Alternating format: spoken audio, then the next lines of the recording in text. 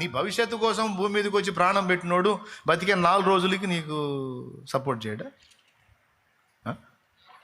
ఎంతమందికి విశ్వాసం ఉంది? మరెందుకు దిగులు పడుతున్నావు? మరెందుకు టెన్షన్ పడుతున్నావు? మరెందుకు నిద్ర లేకుండా ఇబ్బంది పడుతున్నావు? మరెందుకు తిండి మానేసి తిరుగుతున్నావు? మరెందుకు భయపడతా ఉన్నావు? ఊరుకూరుకునే ఎందుకు టెన్షన్ పడుతున్నావు? పోనీ ఇంతసేపు దడపడి సమస్య నువ్వేమైనా డీల్ చేస్తావా? జరిగిపోయిన వాటిని నువ్వు మార్చగలవా? జరగబోయే భవిష్యత్తును నువ్వు శాసించగలవా? దేవుణ్ణి బట్టి శాసించగలవు. దేవుణ్ణి పట్టుకుంటే. దేవుణ్ణి పట్టుకోకుండా దిగులు పడ్డావు అనుకో, ఏ సమస్య గురించైనా భవిష్యత్తు కూడా పాడు చేసుకుంటాం. బిడ్డ గుర్తుపెట్టుకో, ఏదన్నా నువ్వు ఆశించింది ఒకటి నీకు అందలేదనుకో, అంతకంటే శ్రేష్టమైంది ఏదో ఇవ్వబోతున్నాడు. ఏదన్నా నువ్వు పొందుదాం అనుకున్నా నీకు దక్కలేదని, అంతకంటే శ్రేష్టమైంది అది గుర్తుపెట్టుకో. ఎందుకంటే ఫినిషింగ్ టచ్. దేవుడు నిన్ను ప్రేమిస్తున్నాడు పిచ్చిదానా. దేవుడు నిన్ను ప్రేమిస్తున్నాడు. ఎంత ప్రేమో నువ్వు అంటే ఆయనకి. అందుకే నిన్ను ప్రేమిస్తున్నాడు కాబట్టి నువ్వు అడిగినవన్నీ చేయటల్లా. నువ్వు అడిగినవన్నీ చేశాడు అనుకో, దేవుడు ప్రేమించినట్టు కాదు, నీ మీద పగబట్టినట్టు. మనం అడిగినవన్నీ చేశాడు అనుకో, దేవుడు ప్రేమించినట్టు కాదు, పగబట్టినట్టు. ఎందుకంటే మనం అడిగే వాటిలో చాలా వరకు మన ఇల్లు మనమే తగలబెట్టుకునే ఉంటాయి. ఎందుకంటే మన తెలివది. మనం అడిగే వాటిలో చాలా మనమే అగ్గిపుల్ల గీసుకునే ఉంటాయి. అది మన తెలివి. అందుకని ఆయన మన నాన్న కాబట్టి, తండ్రి కాబట్టి, ప్రేమ కలిగినోడు కాబట్టి, ప్రేమను బట్టి నువ్వు అడిగినవన్నీ చేయడు. అడిగినవన్నీ చేయడు. నువ్వు అడిగిన కాలంలో చేయడు. నువ్వు అడిగిన ప్రకారం చేయడు. నువ్వు అడిగింది క్రమంగా ఉండి నీకు భవిష్యత్తుకు డోకా లేదనుకుంటే ఖచ్చితంగా చేస్తాడు. నువ్వు అడిగింది మంచిదైతే, నీకు యోగ్యమైనదైతే ఖచ్చితంగా చేస్తాడు. నువ్వు అడిగిన టైంలో కూడా చేస్తాడు. లేదు, దేవుడు నీకేదో గొప్పగా చేద్దాం అనుకుంటే నువ్వేదో అంజూరు పాకుల్లాగా తిప్పలు పడితే నవ్వుకుంటాడు. మన తెలివంతా అంజూరు పాకులే. అంజూరు పాకులా అదేంది అనే ప్రశ్న వచ్చింది కదా. వచ్చింది. ఆదాము హవ్వలు వద్దన్న పండు తిన్నప్పుడు వాళ్ళ జ్ఞానం వచ్చింది. ఆ వచ్చిన జ్ఞానం ఎంత గొప్ప జ్ఞానం అంటే, సిగ్గు కప్పుకోవటం అనేది తెలిసింది కానీ ఏం పెట్టి కప్పుకోవాలో తెలియలే. అంజూరు పాకులు తీసుకొని వాటిని చుట్టుకున్నారు. ఆకులు ఎన్ని రోజులు ఉంటాయండి? ఆకులు ఎన్ని రోజులు ఉంటాయి అంటే, మానవుడికి జ్ఞానం వచ్చింది కానీ అది అల్పమైన జ్ఞానం. అర్థమైందా? ఏది బెస్ట్? దేవుడు వేసాడు చూడండి. ఒక్క దెబ్బకి 2 పిట్టలు అంటారు కదా. అట్లాగా ఒక పశువుని బలిచ్చి వారి పాపాలకు ప్రాయశ్చిత్తం చేశాడు. ఓకేనా? ఒక పశువుని బలిచ్చి వారి పాపాలకు ప్రాయశ్చిత్తం చేసి వాళ్ళ మీదకి రావాల్సిన మరణాన్ని పశువు మీదకి రప్పించాడు. దీనికి క్రీస్తు మన పాపాల కోసం బలయ్యేదానికి ముంగుర్తుగా, సాదృశ్యంగా స్టార్టింగ్లోనే చూపించాడు. ఏమైనా అర్థమైందా? వీళ్ళకు బదులు ఒక పశువు, అలా మనకు బదులు దేవుడు తానే బలయ్యేటువంటి ఘట్టం ముంగుర్తుగా అక్కడ చూపించాడు.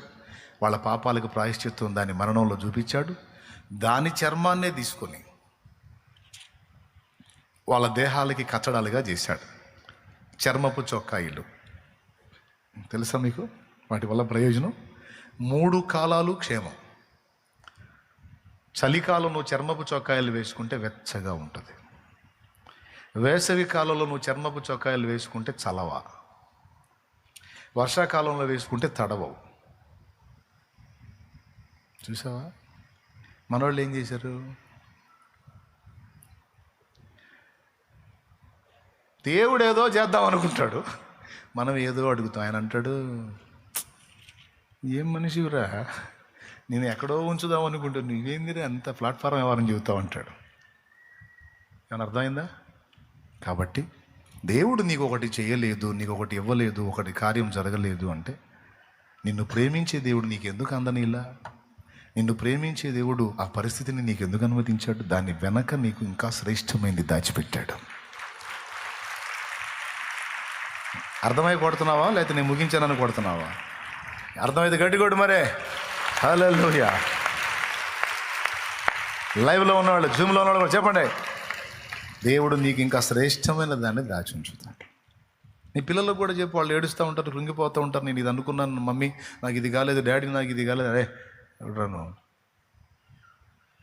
ఇంకా శ్రేష్టమైనవి, ఇంకా శ్రేష్టమైనవి.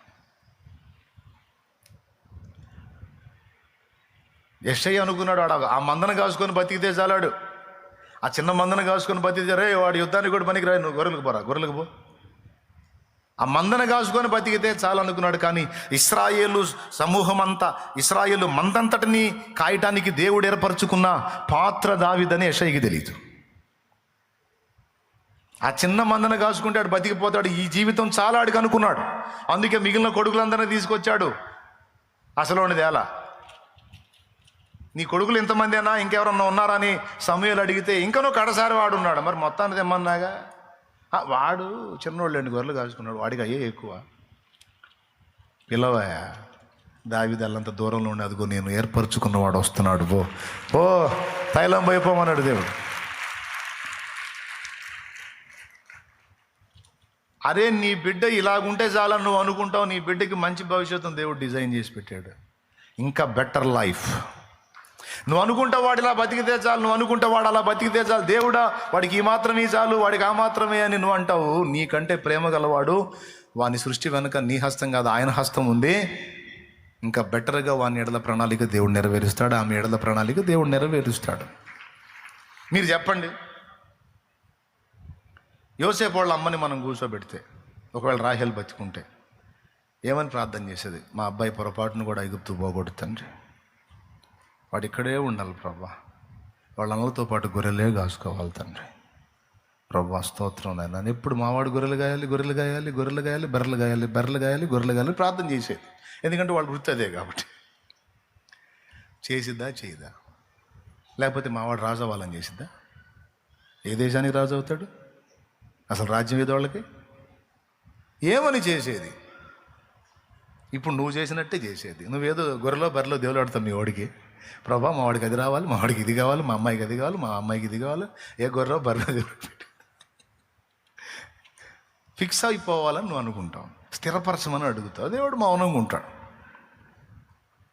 ఎందుకంటే దేవుడు యోసేపు చేత గొర్రెలు బర్రెలు కాపించాలని కాదు, యోసేపుని లక్షల మందికి రక్షకుడుగా నిర్ణయించాడు దేవుడు. ప్లాన్ అండి. యోసేపుని లక్షలాది మందికి రక్షకుడుగా నియమించాడండి.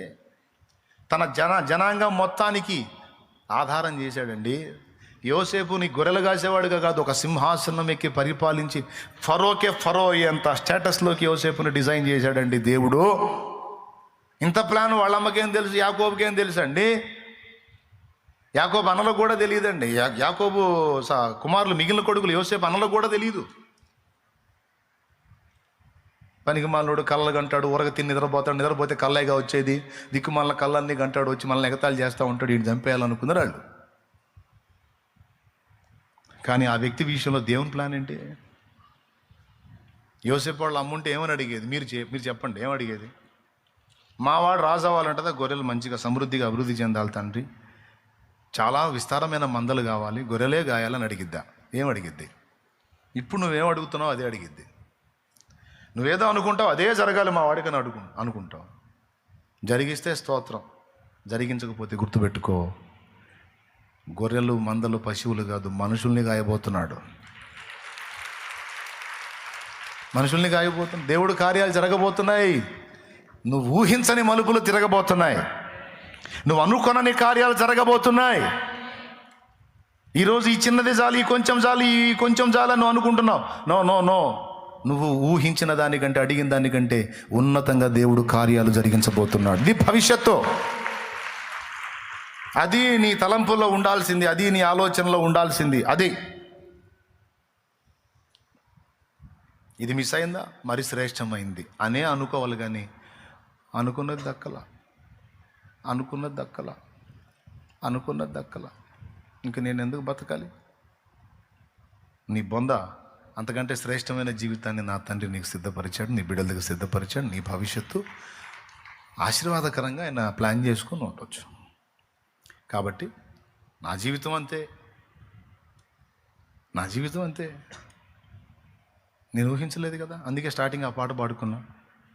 ఊహించ మరి పాడే కదా, ఇంకొద్దులే, టైం అయిపోయింది కదా, ప్రార్థన చేస్తాను. దేవునికి స్తోత్రం. కాబట్టి మీరు ఎంతమంది అర్థం చేస్తున్నారేమో, నిన్ను ప్రేమించి నీకై ప్రాణం ఇచ్చిన నా ప్రభువు నీ భవిష్యత్తుకే భూమి మీదికి దిగొచ్చి సిలువ నీకు ప్రాణం పెట్టి నీ భవిష్యత్తుకు డోకా లేకుండా నీకు రక్షణ మార్గాన్ని వేసిన ప్రభు ఈ భూమి మీద కూడా నువ్వు ఎదుర్కొనే రకరకాల పరిస్థితులన్నిటికీ తప్పించుకోవడానికి మార్గాలు వేశాడు, నీకు సహాయం అందడానికి దారులు వేశాడు. నీ భవిష్యత్తు, నీ వారి భవిష్యత్తుకు ఇబ్బంది లేకుండా, ఎందుకంటే నువ్వు క్రీస్తులో ఉన్నావు, ఇబ్బంది లేకుండా అన్ని విషయాలు ఆయన ఎంటర్ అవుతాడు. నువ్వు నమ్మినా నమ్మకపోయినా అని నేను అనను, మర్యాదగా నమ్ము. దేవునికి స్తోత్రం. మర్యాదగా నమ్ము, నెమ్మదిగా ఉండు. ఆఖరికి చావైనా సరే, నీకెంత కంపెనీ జబ్బున్నా ఆయన సెలవు లేకుండా సాగు కూడా రాదు. అంతే. దేవుడు స్వస్థపరచగలడు. ఆయన చిత్తమైతే ఒక నీ రిపోర్ట్ అద్భుతంగా మార్చి ఒక సాక్షిగా నేను నిలబెట్టగలడు. మిగిలిన వాళ్ళకి జరిగిందంటే వాళ్ళెవరికి జరగంది నీకు జరగవచ్చు, వాళ్ళెవరికి చిక్కని కృప నీకు చిక్కొచ్చు, వాళ్ళెవరికి దక్కని భాగ్యం నీకు దక్కొచ్చు. కరోనా టైంలో 70 శవాలు లేచిపోయినాయి కిరణ్ చుట్టుపక్కల, 70 శవాలు. డాక్టర్ గారు అన్నాడు, డాక్టర్ సుబ్రహ్మణ్యం గారు, దేవుని బిడ్డ, ప్రార్థనాపరుడు, కిరణ్ అన్న దగ్గరికి వెళ్ళి చెప్పాడు, కిరణ్ అన్న, వాళ్ళెవ్వరికి లేనిది నీకుంది, దేవుని కృప, నీకేం కాదన్న ధైర్యంగా ఉంటా, నీకు ఇస్తాడు. ఇదే అనుకో, వాళ్ళకు లేనిది నాకుంది, దేవుని కృప. వాళ్ళ జీవితంలో జరిగిందా, వీళ్ళ జీవితంలో జరిగిందా ఏమో, నీ జీవితం నుంచి ఒక అద్భుతం మొదలుపెట్టి దేవుడు తన కార్యం జరిగించుకోవచ్చు. దానికి నువ్వే కేంద్ర బిందువు కావచ్చు. ఓకే. కాబట్టి ఎందుకు నిరాశపడాలి? సైతాను గాడికి ఎందుకు? మనం కదిలితే వాడిని పిలుస్తూ ఉంటాం, దరిద్రుడిని. అది పెద్ద పాత చుట్టంలాగా. వాడు చుట్టం కాదు, వాడు చుట్ట. సాధ్యమైనంత ఎడంగా ఉంచాలి వాడిని, దరిద్రుడిని, గబ్బెదవా. వాడు చుట్టం కాదు, చుట్టవాడు. చుట్టపోగా అక్కడ తగిలితేనే మనకి ఎక్కడ తిరుగుతుంటుంది తల. ఆడ దరిద్రుడు వాడు. మనం కదిలితే దేవుణ్ణి పిలుచుకోవాలి. చెప్పండి, ఇప్పుడు పాడండి. కాపాడినావు ఇంతకాలము, కాపాడెదవు ఇక ముందు కాలము. కాపాడినావు ఇంతకాలము, కాపాడెదవు ఇక ముందు కాలము. నిన్ను మరువనయ్య నా జీవితాంతము, నిన్ను మరువనయ్య నా జీవితాంతము.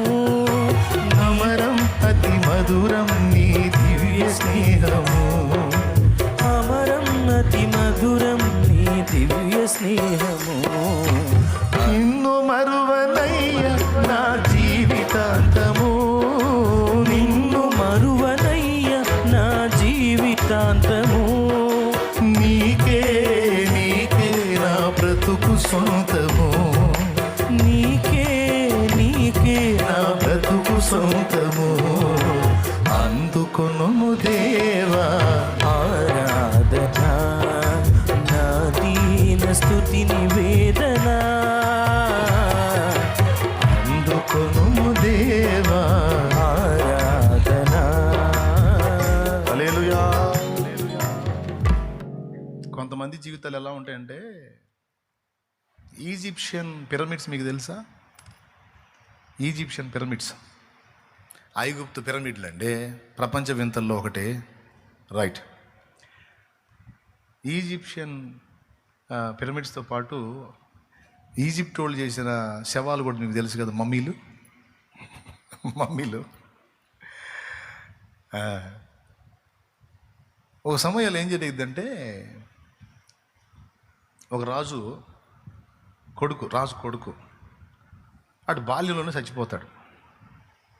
అటు బాల్యంలో చచ్చిపోతే వాళ్ళు ఏం చేస్తారంటే, ఒక పెద్ద ఏరియాని సిద్ధపరచుకుంటారు ఈ శవాన్ని పెట్టడానికి. మామూలుగా 6 అడుగులు గుంట తీసి గుంటలో పెట్టడం కాదు, మనం చేస్తాం ఆ పని. వాళ్ళు అట్ట కాదు, రాజులు చనిపోతే, ధనవంతులు చనిపోతే ఆ డెడ్ బాడీని వాళ్ళు చెడిపోకుండా దాన్ని సిద్ధపరచడానికి రోజులు తీసుకుంటారు. రకరకాల లేపనాలు పూస్తారు ఆ బాడీకి. అయి పూసి అప్పుడు 5,000 సంవత్సరాల క్రితం పెట్టిన ఆ బాడీసు ఇప్పటికంతే ఉన్నాయి. ఐగుప్తు మమ్మీలు, ఈజిప్ట్ మమ్మీలు. అర్థమైందా? ఆ బాక్స్ మూత ఓపెన్ చేస్తే డెడ్ బాడీలు అంతే ఉంటాయి. అప్పుడెప్పుడో భూస్థాపన చేసినాయి. ఆ భూస్థాపన అంటే భూమిలో పెట్టినవి కాదు, ఆ బాక్సుల్లో పెట్టి భద్రపరుస్తారు. వాళ్ళు వాటికి లేపనాలు పూస్తారు.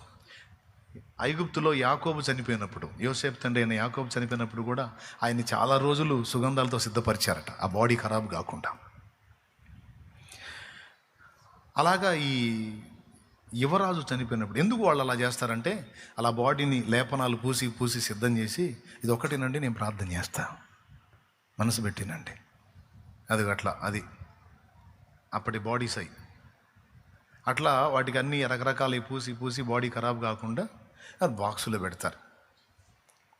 పెడతారు. పెట్టి ఏం చేస్తారంటే ఆ బాక్స్ని ఒక ఏరియాలో పెట్టి అదంతా ఓపెన్ పెట్టేసి, ఆ ఓపెన్లో బంగారు, వెండి వస్తువులు, రకరకాలు అక్కడ విలువైన సంపద అంతా తెచ్చి అందులో పెడతారు. వాళ్ళ విశ్వాసం ఏంటంటే వాళ్ళు లెగుస్తాడు, లేచినప్పుడు ఇవన్నీ అడిగి ఉపయోగపడతాయని. మన వాళ్ళు తాగుబోతుళ్ళు సీసా పెట్టినట్టు తెలుసా మీకు? తాగుబోతుళ్ళది భలే సందడి ఉంటుంది చచ్చిపోయిన దగ్గర. వాళ్ళతో పాటు ఆడి తాగి చచ్చిపోయాడు. నాకు ఇట్లాంటి కేసులు చాలా తగిలినాయి. అప్పుడు సమాధి కార్యక్రమానికి వెళ్ళేవాడినిగా, అప్పుడప్పుడు డింకు మాస్టర్ కూడా తగిలేవారు. తాగి చివరాఖరిలో మారు మనసు పొంది బాప్తీసం పొంది ఇక అంతా వదిలేసుకొని దేవుడిని నమ్ముకొని బాప్తీసం పొంది ప్రభు పిలుపుని బట్టి చచ్చిపోతాడు అనుకో. ఆ సమాధి కార్యక్రమానికి మేము పోతే ఇళ్ళు వస్తారు మందుబాబులు వచ్చి, వాళ్ళ డైలాగులు ఉంటాయి. రే లేరా, రే ఇదిగో క్వార్టరా ఫుల్, లేరా అని లేపుతున్నాడు. లేవడు పొరపాటున వాడు లేస్తే ఇది తాగిందంతా దిగిద్ది. సరే అది వేరే సంగతి. చచ్చిపోయి ఆ సమాధికి వెళ్ళేటప్పుడు గుంట తీసి ఈ బాడీని అందులో పెట్టేటప్పుడు వాడు అంటాడు, రే తెచ్చావా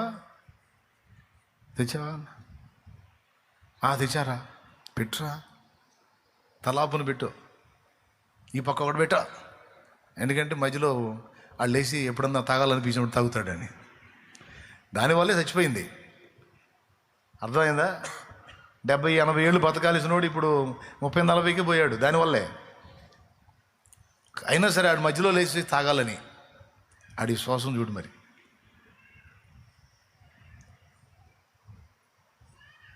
వీళ్ళు కూడా అట్లా ఆ నిధి వాళ్ళ దగ్గర ఉన్న సంపద అంతా దాచిపెడతారు ఆడి దగ్గర, ఆ డెడ్ బాడీ దగ్గర. నీకు దాన్ని ప్యాక్ చేసి పడేస్తారు.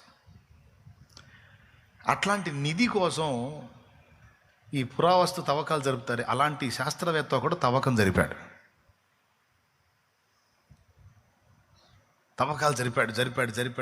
జరిపాడు. ఎక్కడుంది అతన్ని పెట్టింది?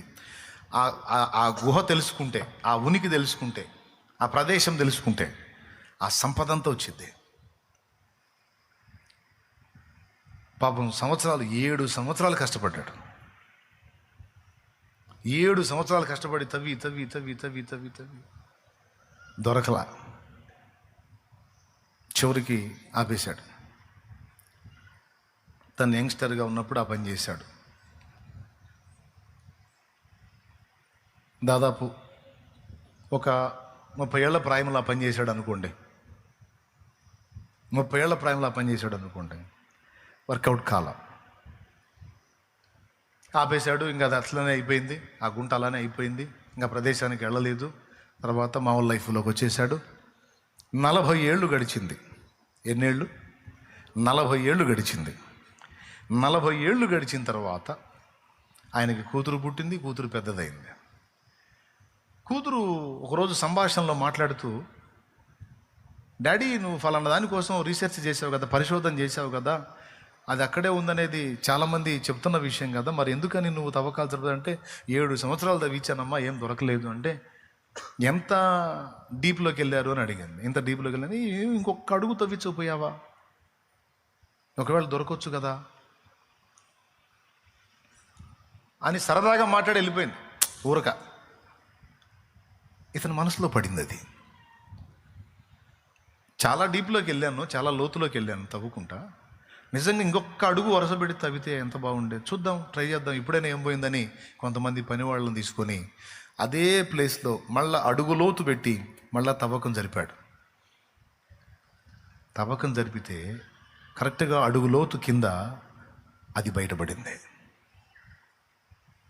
అతన్ని పెట్టిన ఆ మమ్మీ ఉన్న ప్లేస్ బయటపడింది. ఇంకా పూర్తిగా కిందికి తవ్వారు. టోటల్ అదంతా ఆ గుహంతా బయటకు వచ్చేసింది. చివరికి ఆ గుహలో ఒక పక్క ఓపెన్ చేశారు. ఓపెన్ చేసి ఇతనే ముందు తల లోపల పెట్టి చూశాడు. లోపల అంత గోల్డ్ ఐటమ్, బంగారంది, అంత విలువైనవన్నీ దగ దగ దగ దగ దగ మెరిసిపోతా ఉన్నాయి లోపల. అట్లాంటిది ఒక ప్లేట్ దొరికినా బాగుండి మనకు అనిపిస్తుంది కదా మీకు. దేవునికి స్తోత్రం కలుగును గాక. హల్లెలూయా. 1 కిలో వెయిట్ ఉన్న ప్లేట్ ఒక్కటి దొరికితే అప్పులన్నీ తీరిపోతాయి ప్రభు, అట్లాంటి దొరికేటట్టు చేయనని అనిపిస్తుంది కాదు. మనకు ప్లేట్లు అవసరంలా, దేవుడే కార్యం చేస్తాడు. దేవునికి మహిమ. తల లోపల పెట్టి చూస్తే అంత మెరిసిపోతా ఉంది. కాసేపు చూశాడు, తల లోపల పెట్టి పెద్దగా ఏడుస్తున్నాడంట. చాలాసేపు ఏడ్చాడంట. బయటికి ముఖం తీస్తే ఆయన కళ్ళన్నీ నీళ్లతో ఉన్నాయంట, ముఖం అంతా దారులు గారి ఉందంట. ఏడుస్తా ఉన్నా. సార్ సంపద దొరికింది, ఎందుకు ఏడుస్తున్నారని వాళ్ళంతా అడిగితే, దొరికింది కానీ దొరకాల్సిన సమయంలో దొరకలేదురా అన్నాడంట. దరిద్రునిరా, 30 ఏళ్ల ప్రాయంలో ఉన్నప్పుడు ఇంకొక అడుగు కొంచెం ఓర్చుకొని ఇంకొక అడుగు నేను అప్పుడే తవ్వుంటే ఇదంతా ఈ 40 ఏళ్ళు నేను అనుభవించేవాడిని. ఇక రేపో మాపో సస్తున్నాను నేను, ఇంకేం చేసుకోవాలి, అందుకే ఏడుతున్నాను రా అన్నాడంట. అంటే పిల్లలు ఉన్నారు, వాళ్ళు తింటారని కొంచెం గొప్ప ఆనందం ఉంటుంది, కానీ నేను పొందలేకపోయానని ఏడుపు ఉంటుందిగా, ఆ ఏడుపు అనుకోండి. కొంతమంది సైకాలజీ ఎలా ఉంటుందంటే, ఇంతసేపు ఓర్చుకొని తీరా దేవుడు మలుపు తిప్పబోయేటప్పుడు వీళ్ళు వేరే స్టెప్ తీసుకుంటారు. అర్థమైందా? చాలా కాలం నిరీక్షించి దేవుడు ఒక అద్భుతమైన మలుపు తీసుకోబోతున్న టైంలో వీళ్ళు వేరే స్టెప్ తీసుకుంటారు. ప్రాణాలు తీసుకోవటమో, లేకపోతే ఇంకొక టైపుకి దిగజారిపోవటమో, ఇంకొక దానికి ఇదైపోవటమో, ఇంకొక తప్పు మార్గానికి వెళ్ళిపోవటమో, ఏదో ఒకటి రాంగ్ స్టెప్ తీసుకుంటారు. నేను ఈ మాట మీకు ఎందుకు చెప్పానంటే, కాలాలు సమయాలు దేవుడు తన స్వాధీనంలో తీసుకొని ఉన్నాడు. చాలా కాలం గడిచిపోయిందని నువ్వు అనుకోవచ్చు. గడిచిపోయిన కాలాన్ని నువ్వు తేకపోవచ్చు, కానీ ముందున్న కాలాన్ని పొడిగించి నువ్వు ఆశించిన దానికంటే శ్రేష్టమైనటువంటి స్థితిని నీకు ఇవ్వగల సమర్థుడు దేవుడు. ఒకవేళ నేను అలా ఇవ్వను అని దేవుడు నీతో మాట్లాడితే అప్పుడు నువ్వు ఏ స్టెప్ అయినా తీసుకో. నీకు ఎప్పుడన్నా చెప్పాడా, నీ బతుకింతే, ఇది మారదు, దీన్ని మార్చడం నా చేత కాదు, నీ కర్మ ఇంత కాలాల్సిందే, నువ్వు ఇట్ట చావాల్సిందే అని నీకు ఎప్పుడన్నా ఫోన్ చేశాడా? ఫోన్ చేస్తే నువ్వు ఏదన్నా సావాలనుకున్నా, బతకాలనుకున్నా, ఆయన నీకు ఫోన్ చేస్తే ఆ స్టెప్ తీసుకో. ఇంత బతుకు ఇంటి వెనకాల తెచ్చినట్టు ఏమండి? అట్లాంటి పనికిమాలిన పనులు, పనికిమాలిన ఆలోచనలు చేయొద్దు, పనికిమాలిన నిర్ణయాలు చేయొద్దు. తీరా దేవుడు కార్యం చేయబోయేటప్పుడు కొంతమంది దేవుడిని వదిలేసి లోకంలో కలిశాడు. తీరా కార్యం చేసి దేవుడు మలుపు తిప్పబోయే టైంలో ప్రాణం తీసుకున్నారు. తీరా దేవుడు కార్యం చేయబోయేటప్పుడు దాన్ని వదిలేసి వెళ్ళిపోయారు. సేవకులు కూడా కొంతమంది అట్లనే తేడా పడ్డారు. అందరికీ చెప్తున్న ప్రేమతో, జాగ్రత్త. దేవుడు ఏ రోజున ఏ మలుపు తిప్పుతాడో నీకు తెలియదు. భక్తులందరూ చేసింది ఏంటంటే, వాళ్ళు ఎదుర్కొంటున్న పరిస్థితుల వైపు కానీ, అభ్యంతరపరుస్తున్న వ్యక్తుల వైపు కానీ చూడకుండా అన్నిటినీ బ్యాలెన్స్ చేసి అన్నిటినీ తమకు అనుకూలంగా మార్చగలిగిన దేవుని వైపు వారు దృష్టి నిలిపారు. ఎటు దృష్టి నిలిపారు? దేవుని వైపు వాళ్ళు దృష్టి నిలిపారు. అందుకే విజేతలుగా నిలబడ్డారు, మనందరికీ సాక్షులుగా పరిగణించబడ్డారు. నీకేమర్థమైంది? నిరాశ, నిస్పృహలు ఆవరించినాయా? కృంగిపోయి ఉన్నావా? వదిలే. చెప్పు, నీ భవిష్యత్తు ఎవరి చేతిలో ఉంది? ముందే చూశాడా? రైట్. నీ బిడ్డల భవిష్యత్తు, నీ ఇంటి వారి భవిష్యత్తు ఉందని నీకు నమ్మకం ఉందా? దాన్ని ఏ మలుపైన తిప్పగల సమర్థుడు ఆయన అనే విశ్వాసం ఉందా నీకు? అట్లయితే మోకాళ్ళు ఆయన వైపే చూడు. ఆమె దా, మోకాళ్ళ మీదకి రా. దీంతో పాటు గుర్తుపెట్టుకో, లాస్ట్ మాట, మన శత్రువులను కూర్చున్న భవిష్యత్తు కూడా దేవుడు ముందే లిఖించాడు.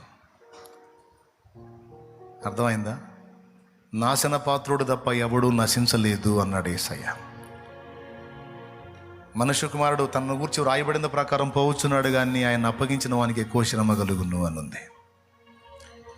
వాని ఉద్యోగం ఎవరొకడు తీసుకొనును గాక అని యేసును అప్పగించిన యోధాను గురించి కీర్తనలో ప్రవచనం ఉంది. అంటే ఇంకా చాలా సంవత్సరాల తర్వాత యోధా పుడతాడు. యోధా పుట్టకముందే వాడి గతి ఏమైంది అక్కడ ప్రవచనం రాస్తుంది. బిడ్డలారా, శత్రువుల భవిష్యత్తు కూడా దేవుడు ముందే సిద్ధపరిచి ఉంచాడు.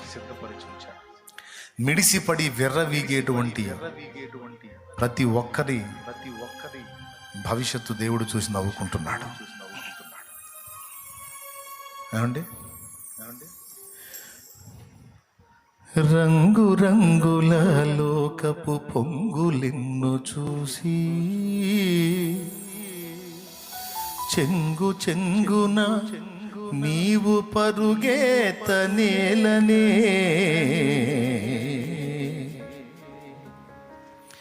అందము మాయా సౌందర్యము వ్యర్థమని త్రాసు మీద ధూళి లాంటి, త్రాసు మీద ధూళుంటే అనువు తెలిసిపోద్ది, అది లైఫ్. త్రాసు మీద ధూళి లాంటి యౌవనమే క్షణికమని, మూడు నళము చటని ఎరుగక మిడిసిపడి పొంగేటువంటి శత్రువుల భవిష్యత్తు దేవుడు చూసి నవ్వుకుంటున్నాడు. అది ఎవరైనా సరే. నాసిక రంధ్రములలో జీవవాయువును కలిగింది, వట్టి ఊపిరిని పోలి అడవి పువ్వును పోలినటువంటి మనుషులు ఆయన చోద్యంగా చూస్తుంటాడు. అని చిద్విలాసంగా నవ్వుకుంటాడు ఆయన.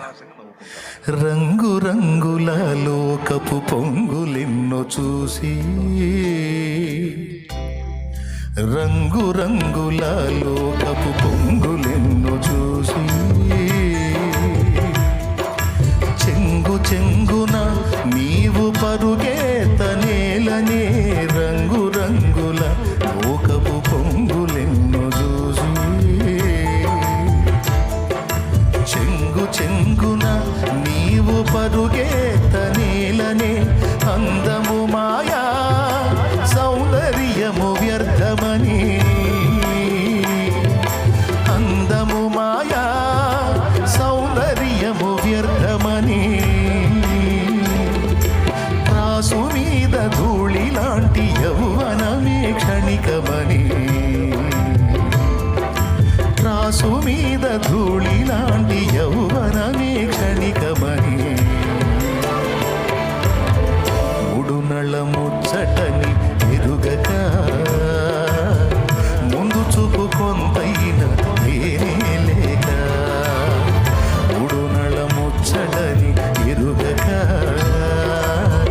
ముందు చూపు కొంతైన వేరే లేక, అంతా వ్యర్థమని అర్థం కాక, అంతా వ్యర్థమని అర్థం కాక, సంతలో వెదకులాటలెందుకే నీటి మీద బుడగా, సంతలో వెదకులాటలెందుకే నీటి మీద బుడగా, మూడు నళ్ళ ముచ్చటని ఎరుగక ముందు చూపు కొంతైన లేనే లేక. Praise the Lord. శత్రువుల భవిష్యత్తు కూడా దేవుడు ముందే చూసేశాడు. సైతాను, దేవదూతలు, పడద్రోయబడిన దూతలు, వారికి లోబడి తమ ఆత్మలను అప్పగించుకున్న దుర్మార్గులు, వారి తీవ్రమైనటువంటి భవిష్యత్తు, అగ్నిగుండంలో వారి యాతన దేవుడు ముందే చూశాడు. దేవుడు చిద్దులాసంగా నవ్వుకుంటున్నాడు.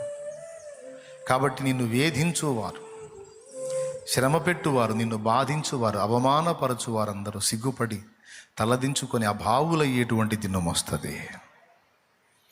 కాబట్టి ఎవరు ఏ పరిస్థితుల్లో ఉన్నా, ఎలాంటి వేదనామయమైన పరిస్థితుల్లో ఉన్నా, దేన్ని బట్టి కూడా నువ్వు కృంగిపోవడానికి వీల్లేదు. ఎందుకంటే నీ భవిష్యత్తు నా యేసయ్య చేతుల్లో ఉంది. ఓకే, నువ్వు ఎవరిని బట్టి ఇబ్బంది ఎదుర్కొంటున్న వారి భవిష్యత్తు కూడా ఆయన చేతుల్లో ఉంది. వాళ్ళ భవిష్యత్తు వాళ్ళ చేతుల్లో లేదు, వాళ్ళ భవిష్యత్తు కూడా ఆయన చేతుల్లో ఉంది. అర్థమైందా? కాలేదా? కాబట్టి ఎవరి స్థితి ఎలా మారిద్దో తెలియదు కదా. దేవుడే నీ శత్రువుల విషయంలో కూడా జోక్యం చేసుకుంటాడు. నిన్ను వేధించు వారి విషయంలో జోక్యం చేసుకుంటాడు. బాధించు వారి విషయంలో జోక్యం చేసుకుంటాడు. నేను అవమానపరిచిన వారి ఎదుట నీ తలని ఎత్తుతాడు ఆయన. ఎందుకంటే కొంతమంది ఆ విధమైన ఫీలింగ్స్తో ఇబ్బంది పడుతూ ఉంటారు. దాన్ని కూడా లక్ష్య పెట్టద్దు. అర్థమైందా? ధైర్యంగా దేవుల్లో ముందుకు సాగు. జయము నీదే, భవిష్యత్తు నీదే, నీ పిల్లలది. పైకి లేచి నిలబడు. లైవ్లో ఉన్న బిడ్డలు కూడా ప్రార్థన చేయండి. థ్యాంక్ యూ లార్డ్, నాతో మాట్లాడినందుకు నీకు వందనాలు. సమస్త కలవరం నుండి నన్ను విడిపించినందుకు స్తోత్రం అయ్యా. ఇశ్రాయేలు భవిష్యత్తును చెప్పావు, సంఘ భవిష్యత్తు చెప్పావు. నా ప్రభు, మా భవిష్యత్తును గురించి కూడా భౌతికంగాను ఆత్మీయంగాను కూడా మాట్లాడావు. నా బిడ్డల విషయంలో కూడా నీవు స్పందించావు. నీకు వందనాలయ్యా, కృతజ్ఞతలయ్యా, స్తోత్రాలయ్యా తండ్రి, బంగారు తండ్రి. నీ మాట వెల్లడైతేనే నాకు ధైర్యము, ఆదరణ, బలము, వెలుగు నాయనా. ఈవేళ నన్ను ఉద్ధరించినందుకు నీకు వందనాలు. నన్ను ఉద్దేశించినందుకు స్తోత్రాలు. నన్ను స్ట్రైట్గా టార్గెట్ చేస్తూ మాట్లాడినందుకు స్తోత్రం. Thank you lord, thank you అంటూ దేవుని మహింపరచు. నీ ఎడల అద్భుతాలు చేయబోతున్న దేవుని మహిమపరచు. నీ ఎడల ఆశ్చర్యములు చేయబోతున్న దేవుని మహిమపరచు. గొప్ప కార్యములను నీ ఎడల జరిగించబోతున్న దేవుని మహిమపరచు. ఇప్పటిదాకా ఓపిక పట్టావు, ఇంతవరకు సహించావు. ఇదిగో దేవుడు టర్నింగ్ తీసుకోబోతున్నాడు, మలుపు తిప్పబోతున్నాడు. ఇప్పుడు విరక్తిలోకి వెళ్ళొద్దు, ఇప్పుడు విసుగులోకి వెళ్ళొద్దు, ఇప్పుడు జీవితం మీద ఆశలు తీసేసుకోవద్దు. ఇదిగో దేవుడు ఒక ఆశ్చర్యకరమైన మలుపుని నీ జీవితంలో తిప్పబోతున్నాడు. దాన్ని విశ్వసించు, స్వతంత్రించుకుంటావు. నువ్వే సాక్ష్యం ఇస్తావు. ఎందుకంటే నీ మీద దేవుని జోక్యం ఉంది. శత్రువు నిన్ను నిరాశపుచ్చుతున్నాడు, కృంగదీస్తున్నాడు. వాడిని నమ్మొద్దు. హల్లెలూయా, హల్లెలూయా. యేసయ్యా నీకు స్తోత్రం. అవును, నువ్వున్నావు. నా కోసం ప్రాణం ఇచ్చిన వాడివి, నన్ను పిచ్చిగా ప్రేమించిన వాడివి, నన్ను నీ రెక్కల్లో దాచుకున్న వాడివి, నా కోసం సమస్తాన్ని విడిచిపెట్టి మట్టి పురుగులాగా భూమి మీదకి వచ్చి నా కోసం 30 సంవత్సరాల పైచిలుగు బ్రతికిన వాడివి. ఉమ్ములు, అవమానాలు, కొరడా దెబ్బలు, ఎన్నో దూషణలు నా కోసం భరించిన వాడివి, నన్ను పిచ్చిగా ప్రేమించిన వాడివి. నువ్వు నాకున్నావు. నేను అదే నమ్ముతున్నాను ప్రభువా. దేవా, నువ్వు నన్ను ప్రేమిస్తున్నావు. దేవా, నువ్వు నన్ను ప్రేమిస్తున్నావు. నువ్వు అన్ని చూస్తా ఉన్న దేవుడవు, నువ్వు అన్ని చూస్తా ఉన్న దేవుడవు, అన్ని చూస్తా ఉన్న దేవుడవు, అన్ని ఎరిగి ఉన్న దేవుడవు. నీకు రహస్యమైనది, మరుగైనది ఏదీ లేదు. నీవు న్యాయ తీర్పరివి, న్యాయవంతుడవు. నీకు స్తోత్రమయ్యా. హల్లెలూయా, హల్లెలూయా, హల్లెలూయా, హల్లెలూయా అంటూ ప్రార్థన చేయి. నీతిగల న్యాయాధిపతి నీ పక్షమున తన బాహువు చాపి ఉన్నాడు. ఆయన బలమైన కార్యాలు నీవు చూడబోతున్నావు, స్వతంత్రించుకోబోతున్నావు. దేవునికి మహిమ. హల్లెలూయా, హల్లెలూయా, హల్లెలూయా. పరిశుద్ధుడైన మా తండ్రి, ప్రేమ స్వరూపిక దేవా, మా బిడ్డలందరినీ దర్శించినందుకు నీకు వందనాలు. నీ వాక్కు చేత మమ్మల్ని, సంఘ భవిష్యత్తుని, అలాగే ఇజ్రాయెల్ భవిష్యత్తుని గురించి కూడా మాతో మాట్లాడి మమ్మల్ని ప్రోత్సాహపరిచినందుకు నీకు వందనాలు. అవును, ఈ విశ్వం యొక్క భవిష్యత్తే నీ చేతుల్లో ఉంది ప్రభువా. ఈ జగత్తు యొక్క భవిష్యత్తు, జీవమే నీ చేతుల్లో ఉంది ప్రభువా. ఓ తండ్రి నాయన, నాసికారంధ్రంలో జీవవాయువు కలిగి అడవి పువ్వు వలె, వట్టి ఊపిరి వలె, త్రాసు మీద ధూళి వలె ఉన్న మనుషుల బ్రతుకు ఏ పాటిది? ఉంచగలవు, పెంచగలవు, తుంచగలవు. ఏదైనా నీకు చేతనవుతుంది ప్రభువా. నీ కృతజ్ఞతలు చెల్లిస్తున్నా. నీ మాటల చేత మమ్మల్ని ఆదరించినందుకు, ధైర్యపరిచినందుకు, ప్రోత్సాహపరిచినందుకు కృతజ్ఞతాస్తుతులు చెల్లిస్తున్నా. జరుగుతున్న పరిచర్యలో నా ప్రభువా, నీవే మాకు ఇంకా విజయాన్ని దయచేసి కడవరి వాన కుమ్మరించి నా ప్రభా ఇంకా అనేక సంఘములుగా అనేక శాఖలుగా సార్వత్రిక సంఘం విస్తరించాలి. తండ్రి సన్నిధి మినిస్ట్రీస్ ద్వారా జరుగుతున్న పరిచర్యలు విస్తరించాలి. ఇంకా అనేక మంది దైవజనులు లేవాలి, దైవజనురాండ్రు లేవాలి. ఎక్కడెక్కడో ఉండి ఈ ప్రేయర్లో ఏకీభవిస్తున్న వారిలో కూడా చైతన్యం రావాలి. వారు కూడా రోషము గలవారే నీ కొరకు నిలబడాలి. వారి మీదికి మా మీదికి అందరి మీదికి నీ పరిశుద్ధాత్మను పంపు. దేవుని ప్రజల్ని బంధ విముక్తులు చేయడానికి మోషే మీదికి పంపిన ఆత్మను పంపు. సత్యం కోసం రోషంగా నిలబడిన ఏలియా ఆత్మను మా మీదికి పంపు. నీకు స్తుతి మహిమ ఘనత చెల్లిస్తూ కృతజ్ఞతా వందనాలు చెల్లిస్తూ దుష్టశక్తులను దురాత్మలను సాతాను కుట్రలను కుయుక్తులన్నీ నాశనమైపోవాలి యేసునామములో. నీ సమాధానం మాకు కలగాలి యేసునామములో. నీ సన్నిధి మాకు దొరకాలి యేసునామములో. నా బిడ్డల్ని బలపరిచి నీ వైపే చూచి భవిష్యత్తుని ఆశీర్వాదకరంగా స్వతంత్రించుకోవడానికి సహాయం చేయవు యేసునామములో ప్రార్థించి పొంది ఉన్నాం తండ్రి. మన బిడ్డల విశ్వాసంతో తెచ్చిన నూనె నీ శక్తితో నింపి రోగులైన వారికి అది రాసి ప్రార్థించడం ద్వారా స్వస్థత చేకూర్చు. చిన్నలు పెద్దలు వృద్ధులు స్త్రీలు పురుషులు యవ్వనులు బిడ్డలందరి భవిష్యత్తులో శుభప్రదం చేయి. అందరికి కన్నీరు తుడు, అందరికి ఆదరణ దయచే. మా సంతోషాన్ని స్థిరపరచు. నీలో మేము ఇంకా ఆనందించి వర్ధిల్లే భాగ్యం మాకు దయచే.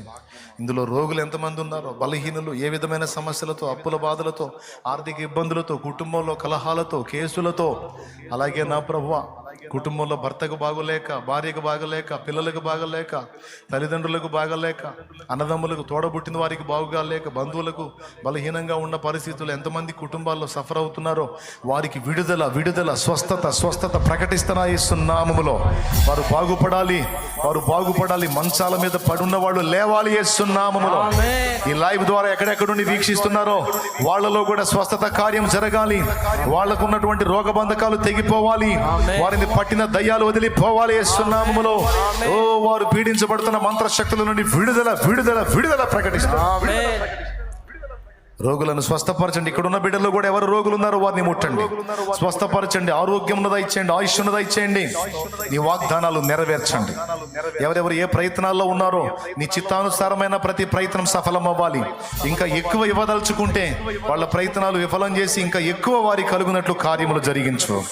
నీకే స్తుతి మహిమ చెల్లిస్తూ తిరుగు ప్రయాణాల్లో కూడా తోడై ఉండమని యేసు నామములో ప్రార్థించి స్తుతించి కృతజ్ఞతలు చెల్లించి నిన్ను మహిమపరచుకుంటున్నాము తండ్రి. మన ప్రార్థన విని మనకు జవాబులు ఇచ్చిన దేవునికి స్తోత్రం స్తోత్రం ఎలుగెత్తి గట్టిగా స్తోత్రం స్తోత్రం స్తోత్రం. తన కార్యములను బలంగా జరిగిస్తున్న దేవునికి స్తోత్రం స్తోత్రం స్తోత్రం. సాతాను శక్తులను, దురాత్మ శక్తులను, మాంత్రిక శక్తులను నాశనం చేస్తున్న దేవునికి స్తోత్రం స్తోత్రం స్తోత్రం స్తోత్రం.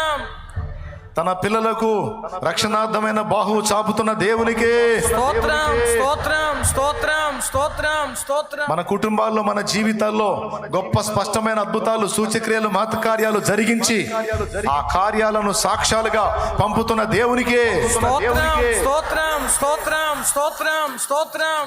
ఇక్కడున్న వారిలో రోగులను ముట్టిన దేవునికి స్తోత్రం స్తోత్రం స్తోత్రం. స్వస్థత ఇచ్చిన దేవునికి స్తోత్రం స్తోత్రం. బంధకాల్లోంచి విడిపించిన దేవునికి స్తోత్రం స్తోత్రం స్తోత్రం స్తోత్రం.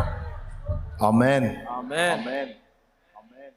మన తండ్రి అయిన దేవుని ప్రేమ, ఆయన ప్రియ కుమారుడు మనందరి ప్రాణప్రియుడైన యేసయ్య శాశ్వత నిత్య కృప, పరిశుద్ధాత్మతోడి మనోహర దివ్య సహవాసం సమాధానం సమకూడిన మనకు సకల పరిశుద్ధులకు సార్వత్రిక సంఘమంతటికి సదా తోడై మనందరం నిత్యత్వంలో చేరు పర్యంతం మనల్ని నడిపించును గాక. ప్రభేసు రక్తమునకు జయ, ప్రభేసు రక్తమునకు జయ, ప్రభేసు నామమునకు సంపూర్ణ విజయం కలుగును గాక. ఆమేన్. హల్లెలూయా హల్లెలూయా హల్లెలూయా.